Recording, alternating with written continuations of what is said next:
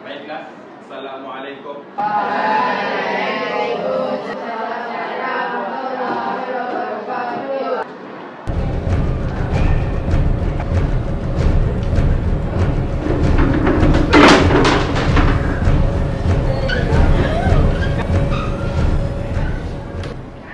Yang kamu ramai-ramai ni masuk lambat, kenapa? Aduh, cikgu ni. Blok! Apa ni tak Muhammad betul lah cikgu. Kami yang masuk lambat pun masalah cikgu.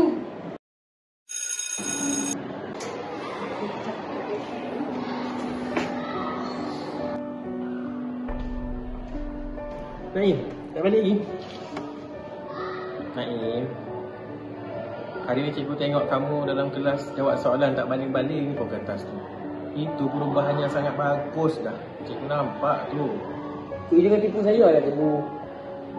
Untuk apa cikgu tipu kamu, Naim? Apa faedah yang cikgu dapat? Cikgu bukan saja-saja puji kamu ni, tapi sebab kamu tu tak pernah dipuji.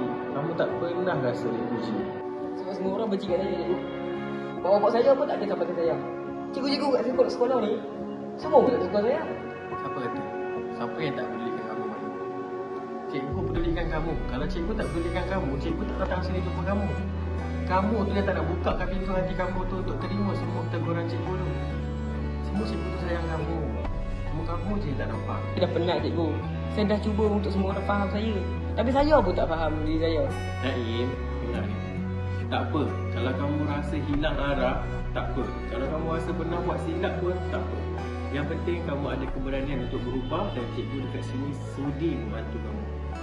Okey, cikgu kat sini bukan nak hukum kamu. Cikgu nak tolong. Cikgu, boleh tak kalau saya nak mulakan semua ni? Boleh, Naim. Setiap daripada kita, setiap hari ada masa untuk memulakan semula. InsyaAllah. Tu yang nak tahu ni. Naim kan, dia report kita soal apa? Kacau lah. Apa pasal ni? Lepas cikgu Aizah masuk kan, Naim berubah. Aku lepas saya tak, saya berubah. Boleh kan? Kalau saya tak mati, kita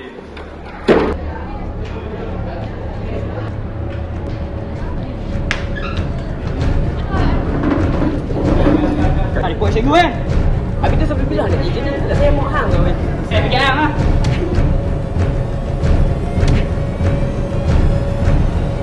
Alah gaduh ada apa ni? Wait, hang. Habis nak panggil cikgu. Jom, berhenti. Wait.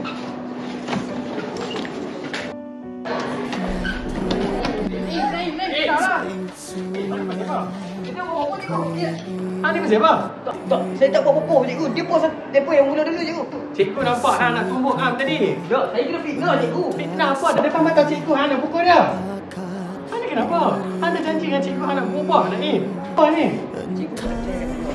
Cikgu percaya kat hang, Naim.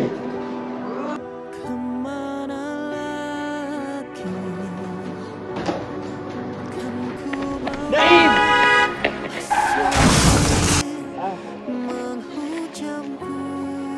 Cikgu! Cikgu! Cikgu! Cikgu! Cikgu! Naim, Cikgu! kalau cikgu dah tak ada kat dunia ni, jangan takut untuk gagal. Teruskan berusaha, jadi insan yang memberi, bukan hanya menerima. Cikgu mungkin tak ada lagi nanti, tapi cikgu akan hidup dalam setiap nilai baik yang Naim bawa.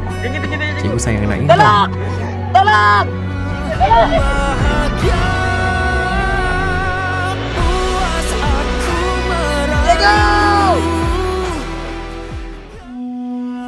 Kalau aku boleh putar balik masa,